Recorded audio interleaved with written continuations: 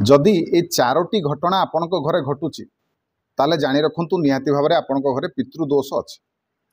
कौन से घटना गुड़िक प्रथम रे रोग बेमार केबे छाड़बनी जन को छाड़ आउ जन को पुणी आउ जन को छाड़ पुणी आउ जन को धर ये समस्या जदि लगी रहीपरी जेते इनकम करंतु अभाव देखेब टंकाटे इनकम हम 2 टंका खर्च हम जेते इनकम कले भी अर्थर समस्या देखादेव।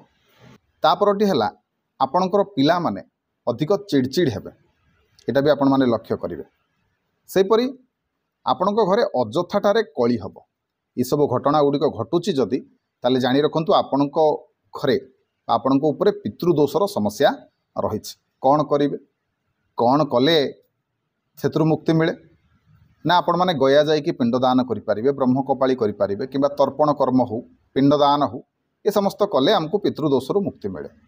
किंतु सबुठु बढ़िया हम कौन जानते महादेव मंदिर को आसबे एवं महादेव ऊपर किसी जल ढालीदेवे सेतिकिरे भी पितृदोषर मुक्ति मिल। तेबे विधिर कौन कौन रही विधि विधिटी हूँ गोटे तंबा ढाल आपण मैंने किसी जल नहीं कि आसबे 27 थर से जो ढाल में पानी आनते 27 थर टिके करके महादेव ऊपर जल देवे। एमती केते दिन करेंगे ना 16 दिन पर्यंत करेंगे निश्चिंत भाव में आपणकर मंगल हम। आउ यही कमटी जदि आप पितृपक्षर समय करेंगे से जो 15 दिन समय पितृपक्षर समय जदि करती ताले आहुरी मंगल कथाटी मानतु निश्चिंत भाव में आपणकर भल हम मंगल हम। वीडियो भल लगे वीडियो को लाइक करेंगे शेयर करेंगे चैनल को सब्सक्राइब करने को भूलें। रही जय जगन्नाथ जय शिव शंभु।